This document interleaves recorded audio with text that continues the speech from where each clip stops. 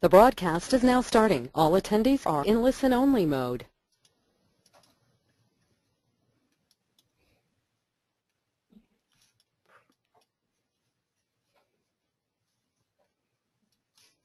Oops. Hello everyone and welcome to Strategies for Successful Inclusion in Secondary Music Ensembles.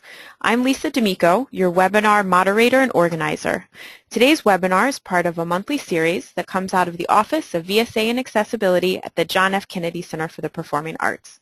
This series addresses topics related to arts, disability, and education.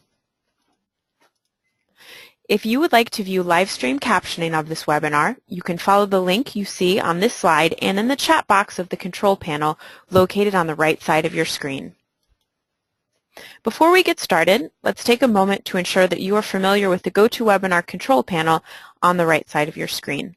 If you need to leave the webinar early, you can exit out of the program by clicking on the X in the upper right corner. Make sure that you have selected telephone or mic and speakers to correspond with how you're connected to the webinar. You have the ability to submit questions using the chat pane located near the bottom of the control panel, or if you would prefer to say the question instead of typing it, you can click on the raise your hand icon on the control panel and I will unmute your microphone.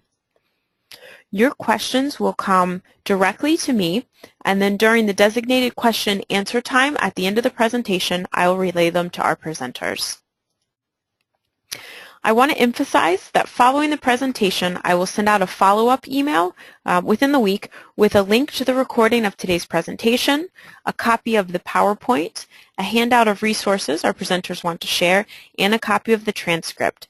This means that you don't need to worry about frantically taking notes during the presentation. You can just sit back and enjoy. I'd also like to let you know about next month's webinar, using iMovie to create video self-modeling with students with autism spectrum disorders, which is scheduled for Tuesday, December 16th from 3 to 4 p.m. Washington, D.C. time, with Ann Ellison, Jude Shingle, and Nina Wolfarth from the Barber National Institute. If you're active in social media, we invite you to connect with us on Facebook, Twitter, and Instagram. You can also tweet or post about today's webinar using hashtag VSAWebinar. And with that, I am going to turn it over to our presenters, Rhonda and Linda. Are you all ready? We are ready. All right, I will switch it over. All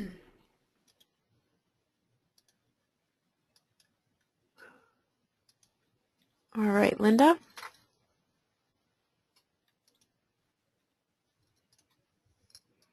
Excellent.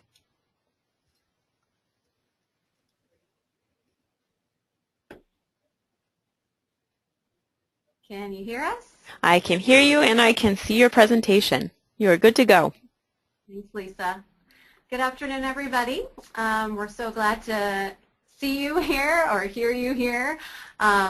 We are coming to you from the University of Nebraska-Lincoln. A couple of introductions. As we get started, I'm Linda Laird. I'm a third-year doctoral fellow here at the university, working on my dissertation and also doing some graduate teaching, undergraduate courses, and doing some practicum and student-teacher supervision. And this is my colleague, Dr. Rhonda Fuelberth. Hi, Rhonda Fuelberth, and I'm an associate professor, music education here at UNL. This is my 14th year here, and really happy to be doing this presentation with Linda today. And the picture here you see is us at the Kennedy Center, just a little nod. We're so thankful to the Kennedy Center for these webinars and also the Summer Intersections Conference and many of the other programs that the Kennedy Center and VSA are doing. So thank you to them as we go on. Before we start kind of digging into some very practical strategies that you can use when working with, working sort of in an inclusive setting at the secondary level, we thought it would be important to define or sort of all come together in an understanding of what we really think inclusion means. And I'll have Rhonda read this quote for you, and I hope that that will sort of all align us with what we really mean by inclusion here today. So the fundamental principle of inclusive education is the valuing of diversity within the human community. When inclusive education is fully embraced, we abandon the idea that children have to become normal in order to contribute to the world. We begin to look beyond typical ways of becoming valued members of the community, and in doing so, begin to realize the achievable goal of providing all children with an authentic sense of belonging. And that is from Norman Kunk in a paper called, or a chapter called, The Need to Belong, Rediscovering Maslow's Hierarchy of Needs, and that is in a book called Restructuring for Caring and Effective Education. So we're all on the same page in terms of what we mean by inclusion. And then it's important also for you to understand sort of how we framed our presentation for you today. So we've organized the presentation based on the 3 principles of universal design for learning. Many of you, we know, have an understanding of that already, so we're not going to spend a lot of time talking about universal design for learning today. If you're not super familiar with it, we really encourage you to visit the cast.org, CAST.org website, where you can really dig in and learn a lot more about universal design for learning. But really what it is a set of principles for curriculum development, for instructional planning, that give all students, all individuals, equal opportunities to learn. And it really provides a blueprint for creating those instructional goals, methods, materials, and assessments that work for everyone. So sort of proactively thinking, who are my possible learners? Who might come to my classroom? So not a single one-size-all solution, but rather a flexible approach that really customizes and adjusts for individual needs. So that is our sort of our framework for today. We have over here on the side these lovely brains, and the Universal Design for Learning framework comes out of a lot of brain research, and so each section or each area of the brain really functions to help us to learn in different ways. And so principle 1, the what of learning, is a way of supporting recognition learning that provides multiple flexible methods of presentation, so what we present to our students. In principle 2, we're trying to support strategic learning, or the how, sometimes our skills or the way that we express ourselves. So we're trying to always provide multiple flexible methods of expression, and apprenticeship is a part of that definition too. And then the third principle, principle 3, really seeks to support effective learning and providing multiple flexible options for engagement, the why of learning, how we motivate or engage students to attend to the tasks of what and how. So today we'll start by giving you some strategies related to the first UDL principle of presentation. These are really areas like perception, the different ways that students will perceive the information provided to them. Also, pre-teaching, some visual supports, and some ideas for alternate notation. In terms of perception, we're thinking about how students are perceiving the display of materials. And so we have highlighted the sections. We have on the left-hand side the UDL guidelines. We talked about the principles, and then we have the guidelines, and then there are strategies in these boxes. So to customize the display, we will address adjusted print materials to declutter or highlight or to color code. We'll also talk about some alternatives for audio-visual materials so that we're enhancing the visual environment and the audio environment with videos, pictures, graphics, recordings, or digital posters. So when we think about pre-teaching, there's a few things to mention. First, in music, there is sort of a stigma, or there has been. I think we're leading away from that stigma. That, you know, oh, I don't want my students to necessarily listen to a lot of recordings ahead of time. I don't want them to necessarily, you know, get too much of a picture in their brain of what it would sound like, because then they might not be flexible in making some changes. Well, I think that's not necessarily true. And honestly, most of our students have access to so many devices now that they probably are taking on some of that, some of the access that they're doing to those recordings. So we really need to accept the fact that we live in a digital age, and so we can take advantage of having so much more access to quality recordings, making those recordings available, including recording rehearsals and having them available to listen to at home. Maybe there's a piece that you carry from one semester to the next, so you would be able to record a rehearsal of that piece to make available to new students coming in. Or many of you probably teach in areas where there is a sense of itinerancy, or maybe migrant populations. So having rehearsal recordings could be very important for those students who come in mid-quarter, mid-semester, and having those recordings be available. And then really it's a very good way to have students come to rehearsals with a vision of what the music sort of sounds like. So pre-teaching, an important strategy. When we're thinking about visual supports, we know that we have notation, traditional notation that depending on our secondary music environment may come in octavos. That's what in choral ensembles we use, or scores for instrumental music. We know that publishers like to have a lot of decoration or ways to capture our attention, but really we want to try to focus attention on the important things that are in the score. So using a highlighter to highlight a particular part helps to focus our vision in a certain way.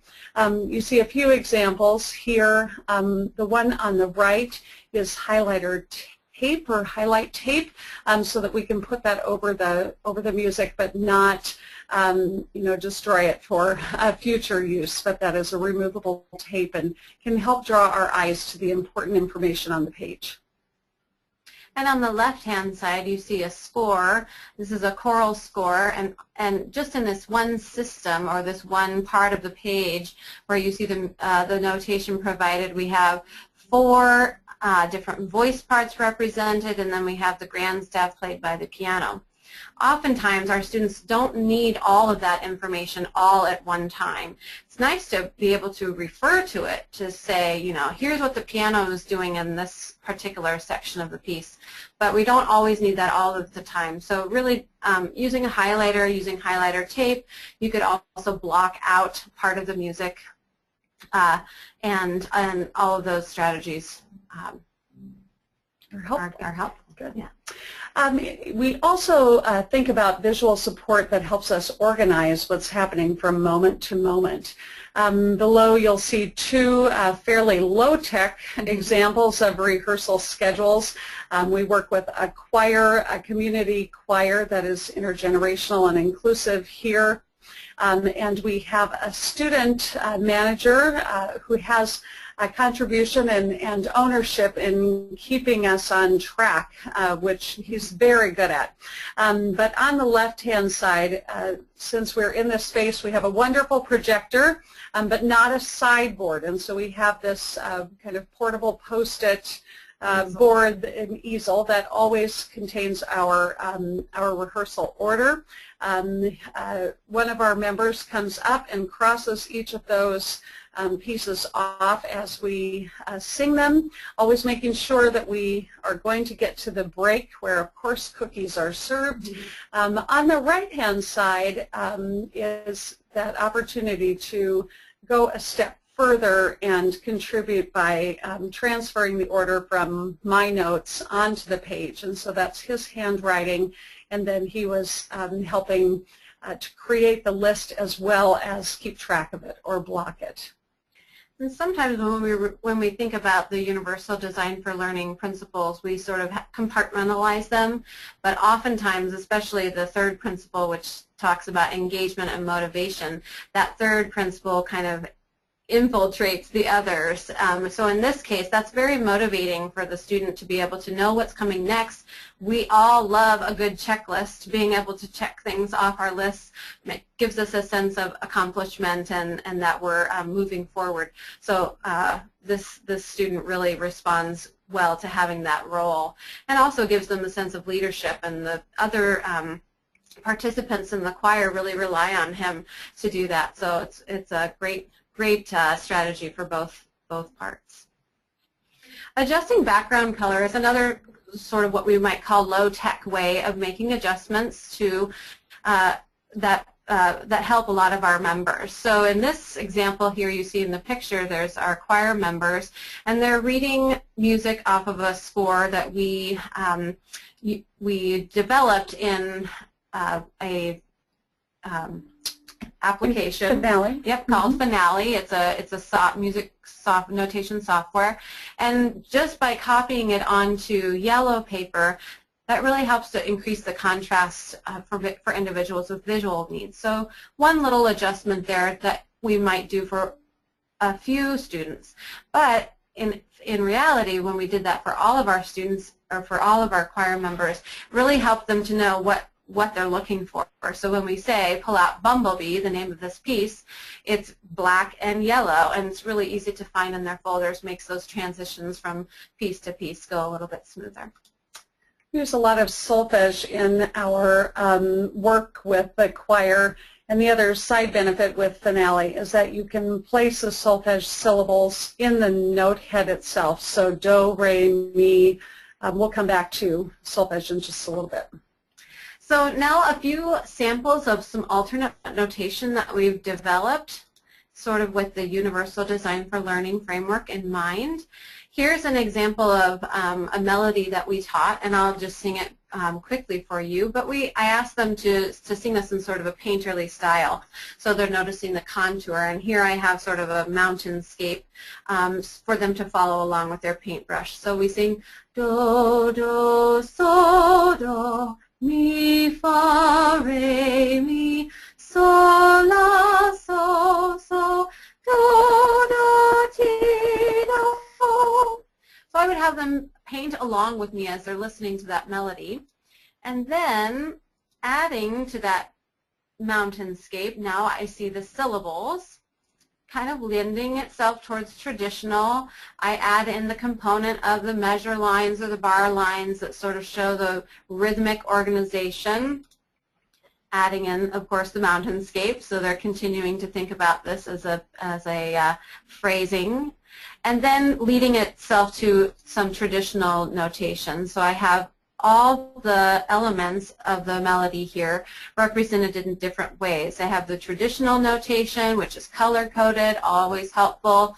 I have the solfege hand signs along the bottom, but I still have that original mountain landscape or the melodic contour there. So whichever of the choices that our students or our choir members chose to look at that time or attend to were all there on the screen for them to see. And then finally, just a nod to an online application that you may want to access called NoteFlight. You can visit that on noteflight.com, and some of these resources will be given to you. So if you're thinking, oh, I have to write that down, don't worry about that. In the follow-up email that Lisa will send, these will be given to you. But here's I have a screenshot. So when I'm thinking about if my students wanted to practice this melody at home, and I wanted them to practice their hand signs, NoteFlight allows you to synchronize a video and link it to the notation. So here you can see I'm right in the middle of the second, this first phrase, so I'm on this where the marker is here, and it's linked to the video.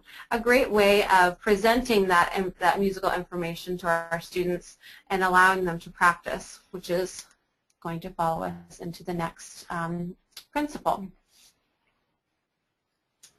So we, just to kind of quickly, we had the solfege and the hand signs. Those have been around for a long time, but putting them in context, making something physical while we are seeing it in a variety of ways is very helpful.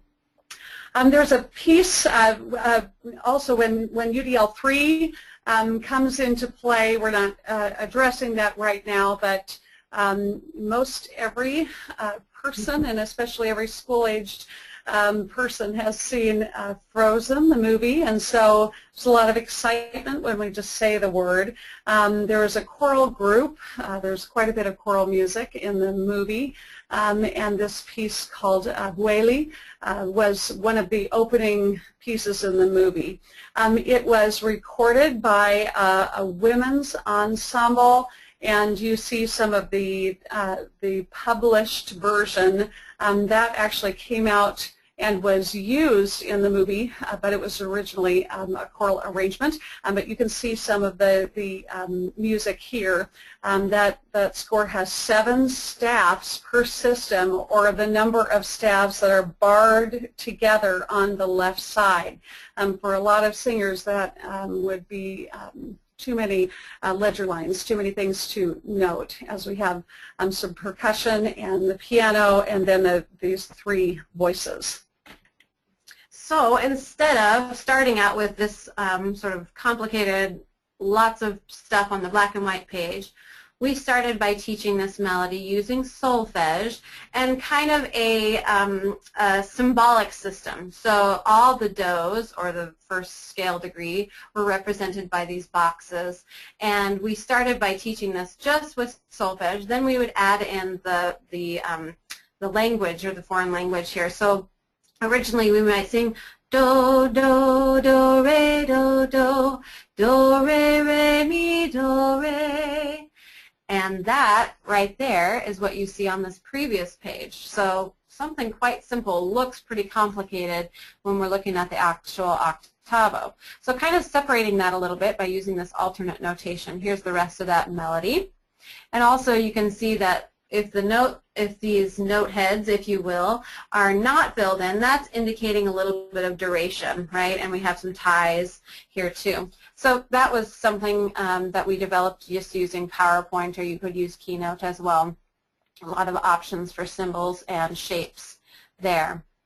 The next section of that piece was sort of a 2-part pattern that kept repeating. So, sol, fa, mi, fa, so, and then we would add in the language. Na, na, na, ya. And all of that sort of comes together. And then the final section of that piece is a melody you might recognize. Do, do, do, re, ti, do, mi, fa, re, mi. A familiar hymn for many of our participants. So when we look at it all together on the page, it looks something like this. So we have a lot of musical information, many of it being taught sort of with the oral information, but also with a visual component. And then asking our members as best they can to either use solfege hand signs or indicating the melody just by moving their arm or foot or head, or whichever body part they choose to use with a physical expression. So, and then one more element just to kind of show you what we did with this. Some of our choral members then would transition to the traditional octavo notation. Others would use this page here even right through performance. And so here on the right side of the page is the roadmap for the form that we took. We did sort of a group composition. We decided, well, how are we going to perform this piece? So here's the blue section. That's this first pattern performed as a solo. Then we all sang that, and you can see sort of how that piece was carried out. This little roadmap here is a way for us to organize the music sort of in our performance, and it relates back to what the original octavo would have indicated. We sometimes we learn some new things about a piece of music that we had. We just discover something new and how the piece might have been composed. In the I-Choir, we have some area teachers who are very helpful and come and sing with the group and sometimes teach the group. And I had asked one of the teachers, would you please, we're going to sing Somewhere Over the Rainbow as one of our community sings. We try to have everyone sing when they come to a concert. And so we said, would you please play Somewhere Over the Rainbow on the ukulele? And so he said yes, and then he said, by the way, I kind of created some of these slides while I'm teaching and to use UDL and see what you think. And so we're discovering what he had written, and so he has on the page, do, do, ti, sol, la, ti, do. So we have that whole line, and then we have the next, do, la, sol, la, fa, mi, do, re, mi, fa, re, ti, do, re, mi, do. When we put all of that together, we have this fabulous melodic image that, when layered, actually creates the picture of the rainbow. And so the choir members, the first time seeing that, just kind of, because we all learned something about the composition of that melody. It's the whole thing put together. So moving on to Universal Design for Learning, Principle 2, or expression. So this is the way that we are asking our students to express their learning or demonstrate their learning. A few bullet points here. These are the things that we'll describe for you today. Some ideas about expression and communication, how to encourage physical expression in our secondary ensembles, a little taste of Laban efforts, how we might connect students to foreign language texts, and solo opportunities. In expression and communication, we see this sub-heading of media for composition. And we not only want our singers to sing, but we want them to eventually be creators of their own music. So we're going to present using a variety of media. We showed some examples of that. We would like singers to do the same. So we have a variety of notation, improvisation programs and apps, some other alternative composition tools, and then we also have support for their performance and their practice. So recordings of audio or video recordings for individual practice. And that also helps us vary or solidify our practice routines using smart music or note flight. What am I going to practice? And so if we can guide that practice and help students become owners of their own expression and communication. So we encourage physical expression through our models. Frequently I will tell future teachers that our singers will never, unless they are seasoned musicians, they will never give us more in terms of their facial expression, and that's not something we put on, that's something that we first internalize and then comes out in our face, but they'll never do more than we are willing to show them ourselves. So it's our personal model, or it's a model like the various expressions you see on this gentleman's face here, and being able to transfer that to a musician. So we first see a model, and then we mirror or we practice, but trying to see what do those different facial expressions mean, and what do you think the performer is trying to convey while using them. And then really making sure that the singers see an example of what it's like to perform with expression. And also, though, you know, I think one of the misnomers about instrumental music is that, you know, instrumentalists don't always play with very much expression. I think that's sadly assumed sometimes, but very not true. So as you can see here, a couple of examples of some phenomenal instrumentalists that are using a lot of expression in the way that they play, and exhibiting that in a physical way. So providing some models for them or some recordings that they can see and watch, really important. Love and efforts are just that. They are ways to try to describe movements. This is kind of a quick guide. There are these terms that are used to describe a particular movement. We'd take a little extra time with this, with each around a circle and some of the participants having one of those words on a card.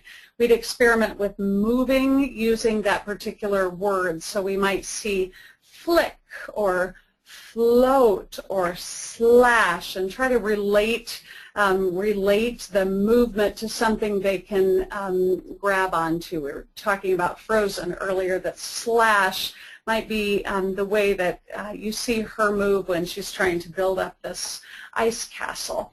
But then ring or punch or press or dab or glide. And then if we take those ideas, they can help the movement transfer into an articulation in music. So if I'm singing that do-do-so-do melody and I'm singing that with a ringing kind of articulation, do-do-so-do, or pressing, do-do-so-do, or dabbing, do-do-so-do, we take that movement and transfer that into musical application.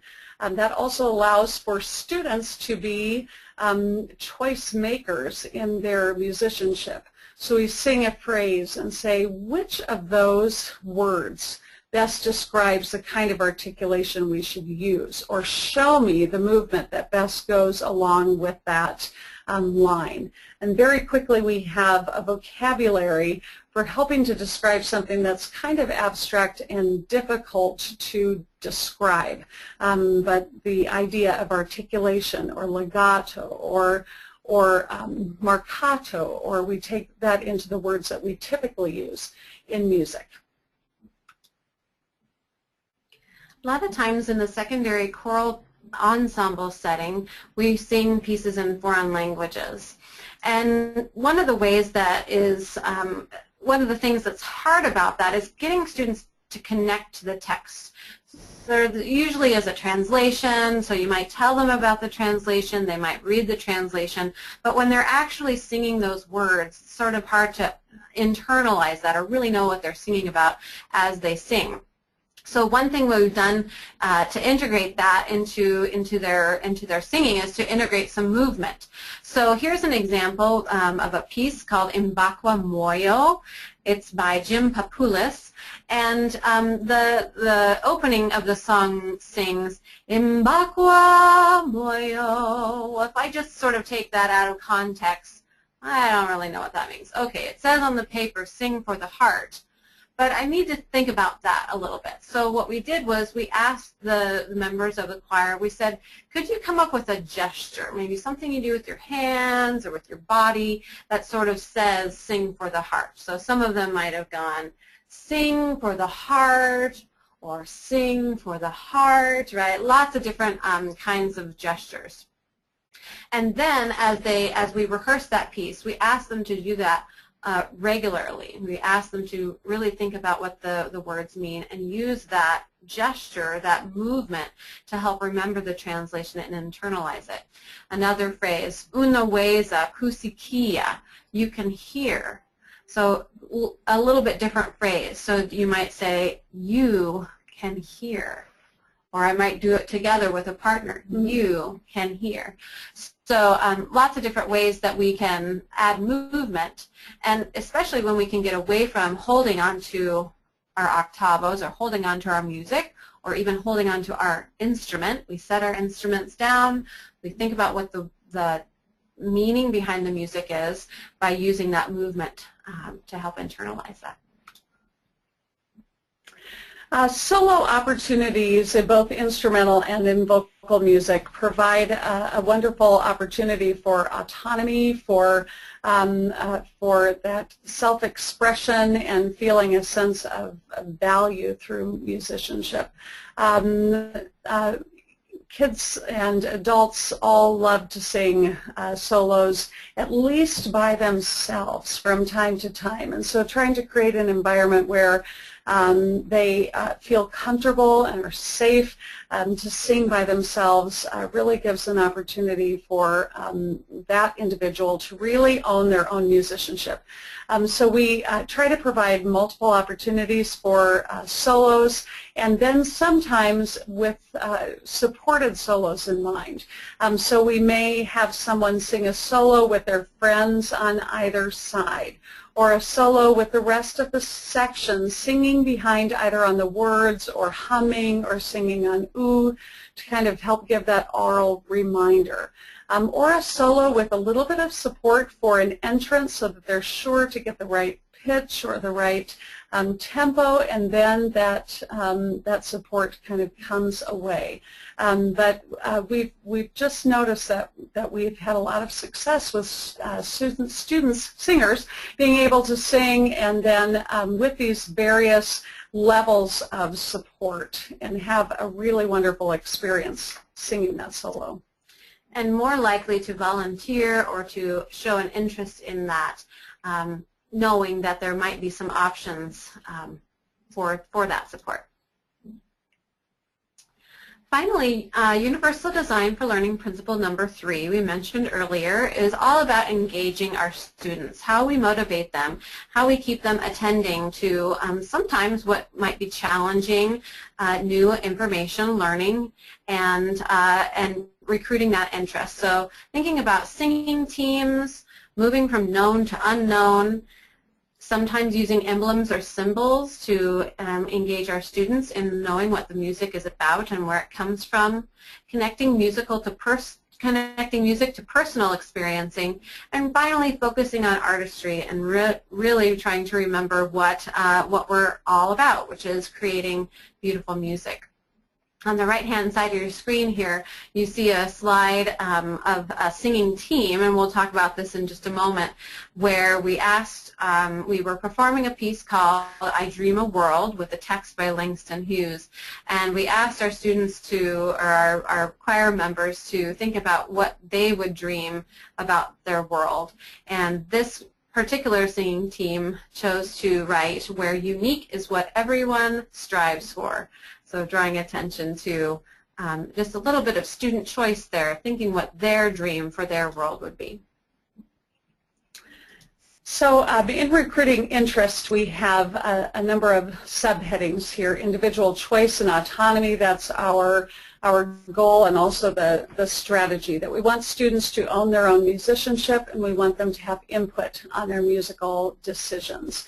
And we want to make sure that the music that we choose and that they help us choose is socially or culturally relevant. We also want to give them an opportunity to sing or play with their whole body to help make up actions or dances, or think about the kind of music that best fits or best movement that fits in with the music. We also want to focus on student interests, and we want to create a safe environment, and that comes with routines, through our demeanor as teachers, and also through the supports that exist in the ensemble classroom. We have several students of the choir, or several members of the choir that we work with, who often will express different genres or different artists that they like to listen to.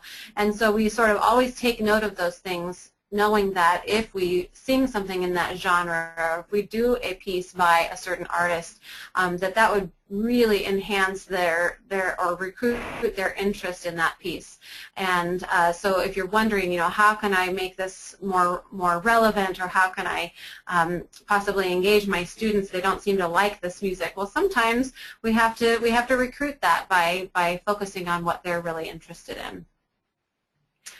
Go ahead. We want to emphasize that there's this model of singing teams or singing allies. We like the term ally because it means someone who is, there for you, but not always leading the way. They are just there to provide help if you need it. And also to receive help from time to time. This could also be playing teams or playing allies. These are partnerships that are mutually beneficial. They are not one way. They are partnerships. Notice in this picture that this is one of the singing teams. As we mentioned, it's an intergenerational choir, so this is probably one of the younger teams that we have in the group, although they are in their teens, but we have a brother and a sister and a friend. We like the idea of the teams being more than one, and that singers are encouraged to join in teams, but then very quickly we will expand that circle to other connections with other teams in the group. But a one-to-one mentoring model can be beneficial. Sometimes that can lead to learned helplessness as the one individual always relies on the other, but we find those numbers like 3, and then they're not always helping the same person. So if you need help, ask for it, and if you can offer help whenever you see it might be needed. Another way to engage our students in secondary ensembles is to really help them to recognize things in the music that are unknown by relating them to something that is known. So for instance, a forte symbol looks like the holes on my violin. So if I've seen a stringed instrument before and I see these, I see the form of the instrument, and then I see a musical symbol, then I can relate that to something that is known. Another example would be a crescendo sign looking like a less than sign in math. So if you have a student who has a lot of great math skills and they come to music and the symbols are a little bit more challenging for them, looking to move from known to unknown, another strategy. Sometimes emblems and symbols can help us relate to what we're learning about. These symbols were used in an experience with the Star-Spangled Banner, which had its 200th anniversary this year. And so before sharing the flag as a symbol, we spoke about other symbols that we might see every day. We happen to be in Lincoln, Nebraska, and so on the bottom left-hand corner we have our Nebraska N, and then we might see some other symbols that we know. And trying to pick a few of those that would be closer to not necessarily my immediate interests, although I do enjoy Hunger Games and Harry Potter, but trying to find the symbol that someone might relate to, or that someone chooses a symbol and, well, I didn't know that they had an interest in. So we make a connection. So we have the peace sign, the golden arches, we have Harry Potter, the Hunger Games, and then the newer symbol for accessibility.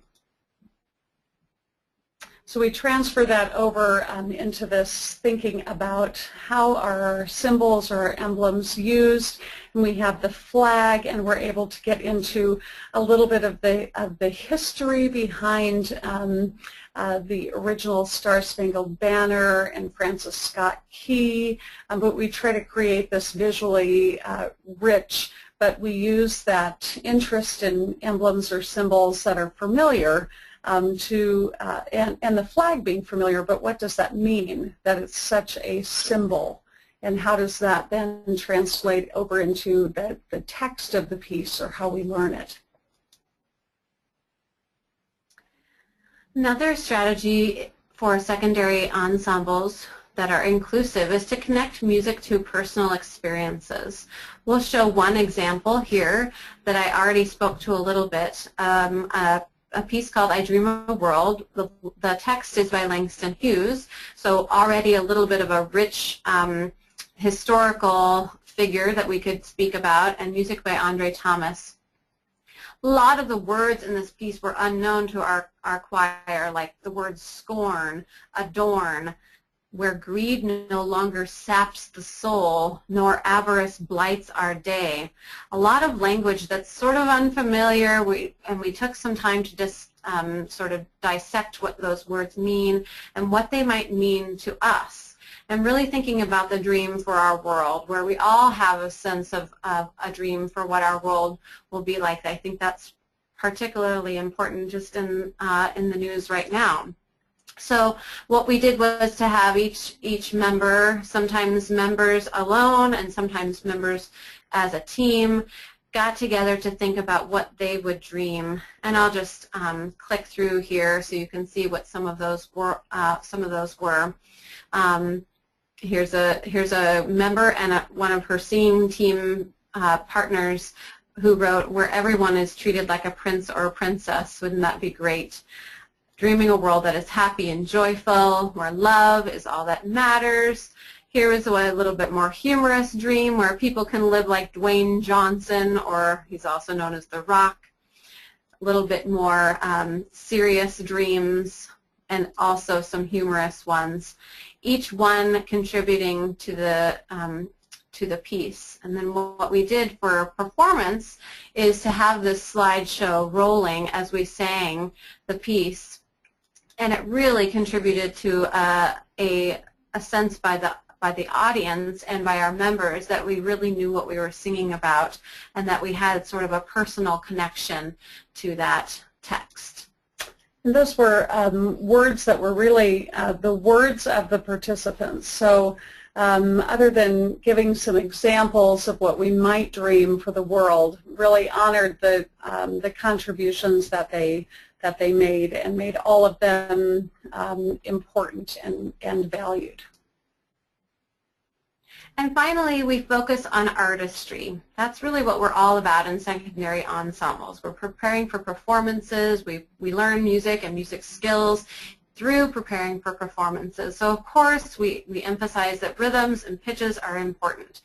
But sometimes, and all the time, we want to move towards artistry, or really beginning with artistry. So we show and we tell and we emphasize with our singers and our instrumentalists that you're an artist, you're a musical artist, and you can make the choices that you need to make.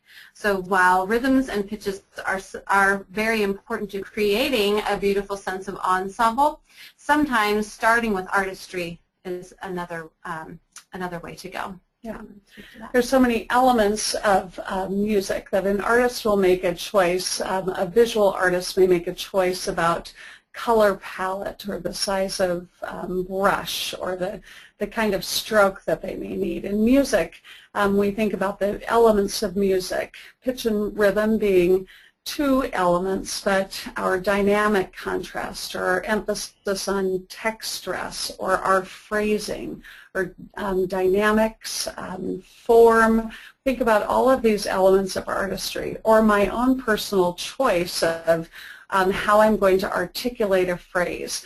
And the sooner we can try to get all singers and players to a place where they can make distinct choices. Should we choose this way or choose this way?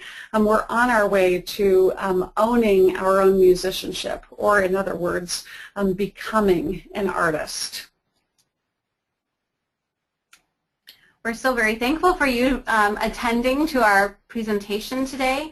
And at this time, I think we'll turn it back over to Lisa and take any of your questions. Wonderful. Thank you so much for that presentation. We've had a few questions coming in, and some of these reference the slides that you were talking about earlier. So the first one is from another Lisa. What color coding system for notation are you using? That's a great question. we have used color coding fairly loosely. There are some color coding systems, but we've been using those to coordinate either with the color coding system that is used by Finale, or we've been a little bit random about that so that it isn't always the same pitch assigned the same color, because the harmony may change, our tonality might change. So if C could always be Do, but we have just been using something that actually is consistent throughout the piece. But Finale will color code notation that those Finale colors coordinate with boom whackers, which are those tubes that you can hit on something or on each other in order to create different pitches. But we've been a little spontaneous about the color coding. Noteflight is the online notation software that you can use. And Noteflight, you can be a little bit, I think there's only, I want to say 7 color choices, including black, but you can select the color, whereas on other types of notation software, the colors are sort of determined for you before. Following up on that, are the color blocks and the hand signal graphics both done on Finale, or is that another program you're using to create those? Yeah, like this one here that I created is all created on, I created this on PowerPoint, or you could do the same in Keynote if you were familiar with that. And when I add the hand signs, those were just JPEG graphics that I have that I copied and pasted those right into the right into there. So yeah. Because we're wanting to do this more frequently, I said there has to be, this has to be a little bit less time consuming, which is why sharing resources is helpful. We have done this with some other pieces, and I will have a bank of symbols on a slide and just be able to drag those over or copy paste so that the input is a little faster. We have some other examples of that, but just really using PowerPoint or Keynote for some of the alternate notation. It would be wonderful if there was an app that did that automatically, but I haven't yet seen that in a way that really attends to variance in pitch and in duration.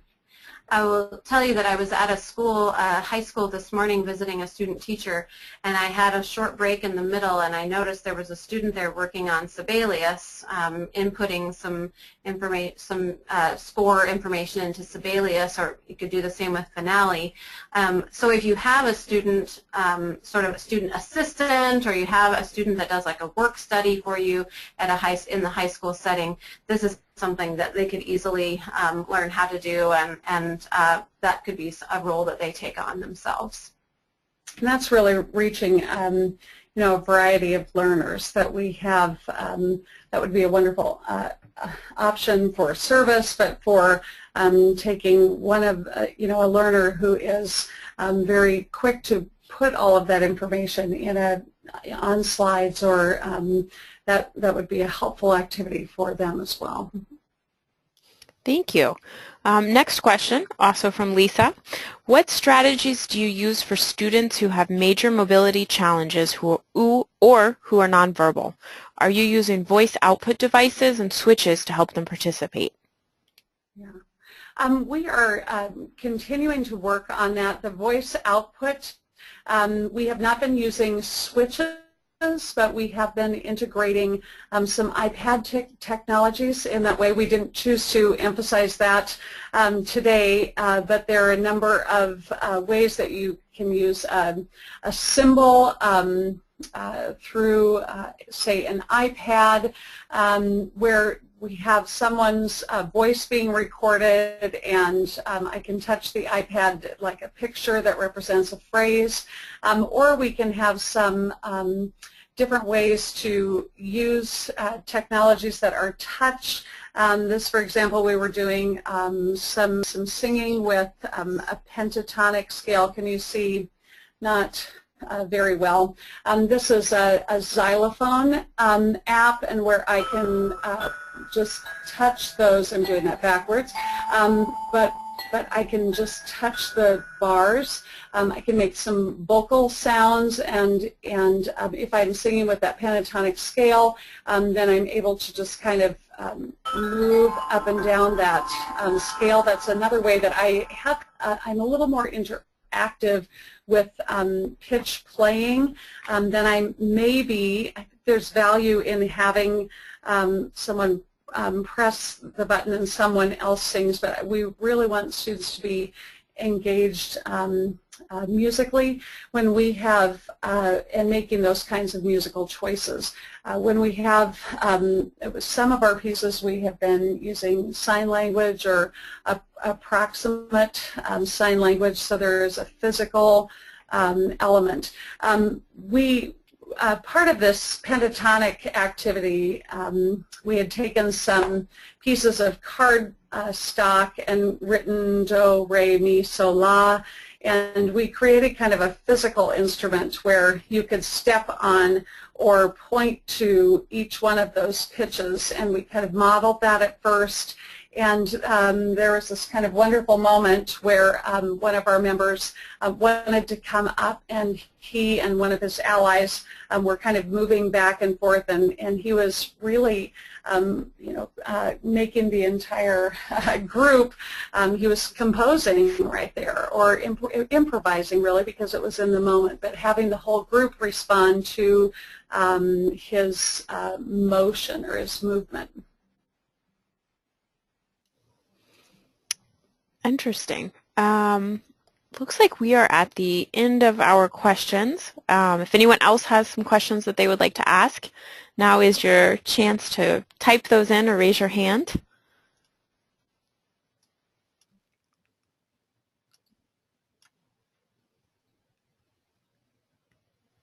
I think we had a question that came in the registration about helping individuals with disabilities to work on their voice. Is that something you all would like to address? Sure. Voice development or skill development with voices, we know that we want a knowledge about singing. We know that singing is also a skill. Playing is also a skill. So we do work on skill development all the time. We try to also enhance some of those skill development, those lessons, using visual images, but we will work on foundational ideas related to singing from breath. Like we may have everyone try to bounce a basketball, and we go swish, and try to make something where we do something where we have movement, and we are using voice, but in a playful kind of way, or experimenting with high and low in voices. We may have a picture of two kinds of roller coasters, and follow that roller coaster with your voice, or follow my hand with your voice. And so I might sing, ooh, and so we're doing a lot of vocal exploration and trying to get to that approximate pitch, but always coming back to foundations like breathing well, or standing as tall as I can at a certain time, or finding strength in that movement into voice. You want to add? Yeah. Yeah. We do the things that any choir teacher would do. We help them to warm up. We have a series of things that will relate to our repertoire. So if I have an interval, let's say the sopranos have an octave of an interval in something that there's in a piece of music that they're going to sing, then I would really help them integrate that. So I might have them access that pitch from the top, ooh, coming on down, and the next time I might have them stay on a pitch that's sort of up high but not a specific pitch. So and then everybody's on a different pitch, and then everyone will try to match the one pitch. Right? So so lots of different ways that we do that. I think it's really important to do as much as you can with the movement, with integrating your body, because as you know, the more tension you have, or the more you sort of will singing to happen, the harder it is to really create a beautiful, free tone in your singing. So creating some movement and really emphasizing using our bodies in a playful way, and really also valuing the fact that everyone has a different voice, and not everyone's voice will sound the same. That's the beauty of choirs, that we all come together with a whole bunch of different abilities, and we come together to make one unified sound. And also kind of keeping in mind that that unified sound is going to vary from choir to choir, and sort of thinking about the picture in your head of what you have that you want your choir or your band to sound like might not be the one that is with the students that you have in front of you. And being willing and accepting of that is a really important element of successful inclusion. That sometimes it's actually the listener, and sometimes that listener is the teacher, that needs to change. That we will work to be as musical as we can be. We will work to be as accurate or as engaged as we can be. And then from time to time, and all the time, we accept what happens, because we value each individual that is in the group. Well, we have reached 4 o'clock. With that, I want to thank both of you for sharing all of this information with us today, as well as your passion for teaching and music that so clearly comes through. For those of you who have done our webinars before, you know the drill. We have a short survey that will pop up afterwards, and we definitely, Rachel, Mies, and I, go through your answers and try to apply them to future webinars, and they definitely educate what we do. So I'm going to take the screen back to mine. Thank you for being with us. And with that, I will thank you all for joining us today. If you have any questions or comments, please feel free to reach out to me. As I said before, I will be sending out within the next week a copy of this PowerPoint and the transcripts and some additional resources that Rhonda and Linda have prepared for you. So thank you. I hope everyone has a happy Thanksgiving, and we'll see you next month. Goodbye. Bye-bye.